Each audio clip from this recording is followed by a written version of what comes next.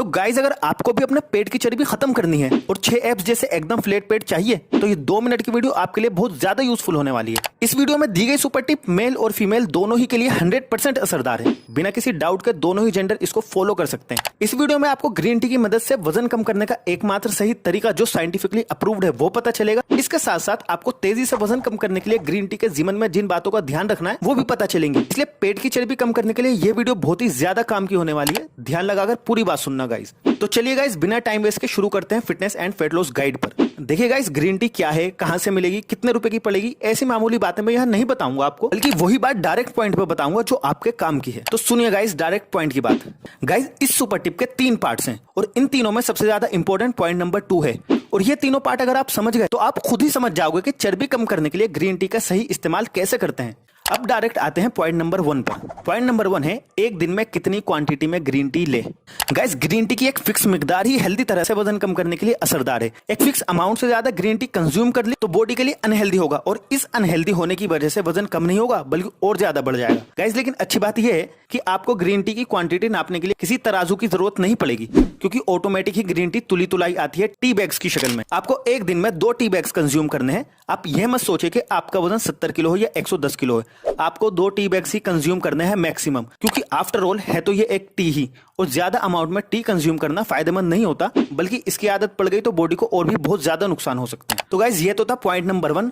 अब आता है सबसे ज्यादा जरूरी पॉइंट नंबर 2। लेकिन यह पॉइंट सही से समझने के लिए पॉइंट नंबर 3 का जानना बहुत जरूरी है, इसलिए पहले पॉइंट नंबर 3 समझ लीजिए। गाइस पॉइंट नंबर 3 है कब और कब नहीं। गाइस अगर आप ग्रीन टी का हेल्दी तरह से मैक्सिमम फायदा उठाना चाहते हैं तो ग्रीन टी इन 2 टाइम पे कंज्यूम कीजिए। पहला टाइम है सुबह 6 बजे, 7 बजे या 8 बजे और दूसरा टाइम है दोपहर को 2 बजे या 3 बजे के आसपास।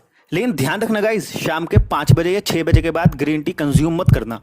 इसका रीजन मैं ज्यादा डिटेल में तो नहीं बताऊंगा क्योंकि हर किसी इंसान को बायोलॉजी और बायोकेमिस्ट्री इतनी ज्यादा अच्छे से समझ नहीं आती। बस इतना समझ लीजिए कि शाम के 5 बजे के बाद डेली ग्रीन टी कंज्यूम करोगे तो स्लीपिंग डिसऑर्डर हो सकता है जिसकी वजह से वजन और ज्यादा बढ़ता है, घटता नहीं है। इसलिए गाइस ध्यान से। तो ये तो था पॉइंट नंबर 3। अब आते हैं इसमें सबसे जरूरी पॉइंट नंबर 2। गाइस ये पॉइंट अगर नहीं जाना तो ज्यादातर चांस है कि आप गलत तरह से ग्रीन टी का इस्तेमाल करोगे जो कि अल्टीमेटली फायदे की जगह आपको नुकसान ही कर देगा। गाइस इस पॉइंट में आपको एक तो वो चीज पता चलेगी जो कि आपको करनी है और 2 ऐसी बातें पता चलेंगी जो आपको भूले से भी नहीं करनी। और ये 2 बातें ऐसी हैं कि अगर आपने इनको किया तो आपका टाइम, मेहनत और पैसा तीनों खराब हो जाएंगे।